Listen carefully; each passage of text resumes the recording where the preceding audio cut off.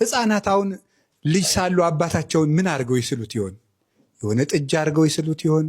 አንድ ባወቅ ነው እንዲሁ ማለት አሁን ሕፃናት እያሉ አባታቸው ምንድን ነው የሚመስል? ዛፍ ነው የሚመስላቸው?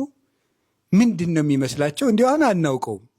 ቀስ አሁን ሌላው ቀርቶ ልጅ አሁን እኛ ራሱ በ7 ዓመታችን አባታችን የምናስብበት 20 ዓመት ሲሞላት አባታችን የምናስብበት 30 ዓመት ሲሞላን አባታችን የምናስብበት 40 ዓመት ሲሞላን አባታችን የምናስብበት አንድ ነው አይደል?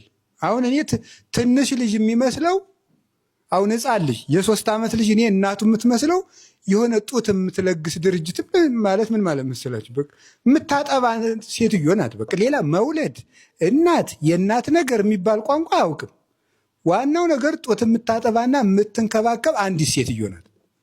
የዚያ ጊዜ ማለት ነው የምትመቸው አንዲት ሴትዮ ስታዝለው የእሷ ወገብ ብቻ የሚመቸው፣ ስታቅፈው የእሷ ክንድ ብቻ የሚመቸው፣ ስታጠባውና ስታጫውተው የእሷ ብቻ ክንድ ደስ የሚለው በቃ የሆነች ሴትዮ ናት። ሲያድግ እማማ እያለ ይመጣል። በኋላ ደግሞ ምን አድርጎ እንደሚስላት እኔ አላውቅም። አሁን ዛሬ ለእናታችን ያለን ስዕልና ድሮ ያለን ስዕል የተለያየ ነው። ለዚህ ነው ቅዱስ ጳውሎስ ዋመሰ ደቂቃነ ሀለይኩ ከመደቂቅ ወተናገርኩ ከመደቂቅ ዋመሰ ልኩ ረሳይኩ ኩሎ። ልጅ እንዳለው እንደ ልጅ አስብ ነበር ይላል ቅዱስ ጳውሎስ። ልጅ እንዳለው እንደ ልጅ አስብ ነበር፣ ሳድግ ግን የልጅነትን ስራ ሁሉ ተውኩት ይላል። ስለዚህ አሁን እኛ ያለንበት ነገር አንድ ሕፃን ልጅ ለአባቱ ያለውን ያህል ነው ስለ እግዚአብሔር የምናስበው። አልበሰልንም ገና።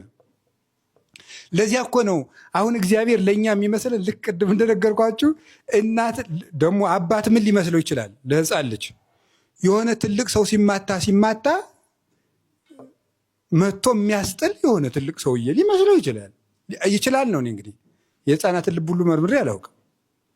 ደስ የሚል ዝም ብሎ የሆነ ጋቢ አልብሶ እንደዚህ ቁጭ የሚል የሚንከባከብ የኔ ልጅ ማን የሚነካው የሚል የሆነ ጀግና ሰውዬ ሊመስለው ይችላል።